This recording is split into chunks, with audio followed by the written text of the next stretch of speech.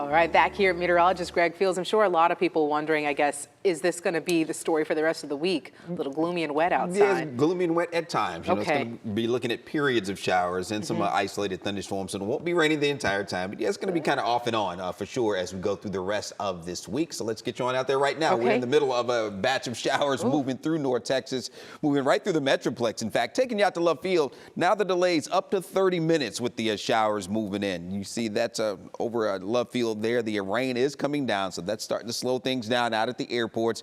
So if you did have a flight or maybe someone coming in, just keep that in mind. 73 degrees, those winds gusting to 22 miles per hour. But again, we are looking at those 30-minute delays, and those will probably increase a little bit as that batch of showers is moving through. So right over Dallas right now, you see the light to moderate rain. In fact, from Dallas up to University Park, out toward Irving right now. Grand Prairie, you're picking up some rain along I-30, heading a little farther south, along between I-30 and I-20, down toward Duncanville, right over Joe Pool Lake, getting down into the southwestern part of Dallas County. That batch of showers moving across the Metroplex. And we'll zoom out a little bit. You see that's going to lift on up into Denton and Collin counties, getting out toward Garland, Rockwall. So the rain pushing in there, kind of isolated to scattered as we get up into Denton County.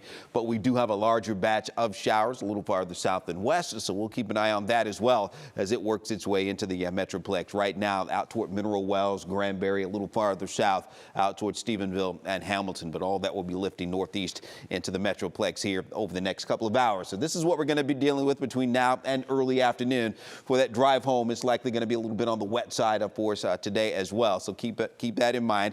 It's wet out there now, so the afternoon commute is a lot more cars get on the roads there. Just give yourself a little extra time. As Stacia was already updating you on the traffic situation out there right now. But we'll continue to see the scattered showers and isolated storms for the afternoon drive. In fact, here's what it looks like with our timecast coming home a little bit later today, around 3-4 o'clock this afternoon. Still going to be looking at isolated to scattered showers and thunderstorms around, mostly in the form of showers, but probably a few more thunderstorms, I think, as we heat up a little bit more getting into the afternoon.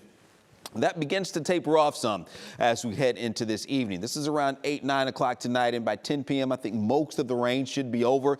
Then we'll focus our attention out to the west. Now around 7 a.m. tomorrow morning for the morning rush tomorrow, looks like things may be dry, but we'll watch that main batch of showers and thunderstorms moving in from the west as we go through the day.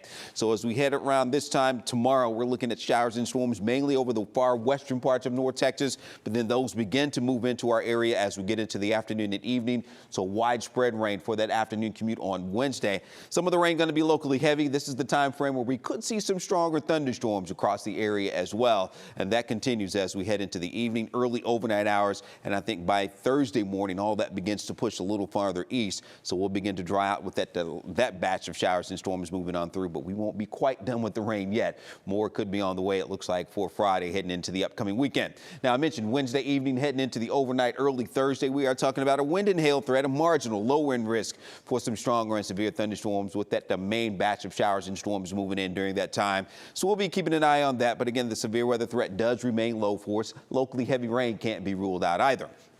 Now look at the rain chances as we get into Wednesday night and Thursday, up to about 60%. So it will be pretty widespread for us going into the early part of Thursday. 40 to 50% coverage on Friday, and then we'll hold on to some low-end rain chances over the weekend on Monday as well. But as we get into late Sunday and Monday, we're talking about that strong cold front moving into the area, and that will usher in some very chilly air for us as we begin the new week with those daytime highs struggling to get out of the 50s. Now we'll keep it into the 80s as we go through the end of the week, upper 70s over the weekend on Saturday and Sunday. But look at those daytime highs. We'll be in the upper 50s and low 60s by Monday with some very brisk north winds, and we'll keep it on the cool side heading into Halloween there on Tuesday. Warming back up, getting back into the upper 70s, though, as we head toward the end of next week.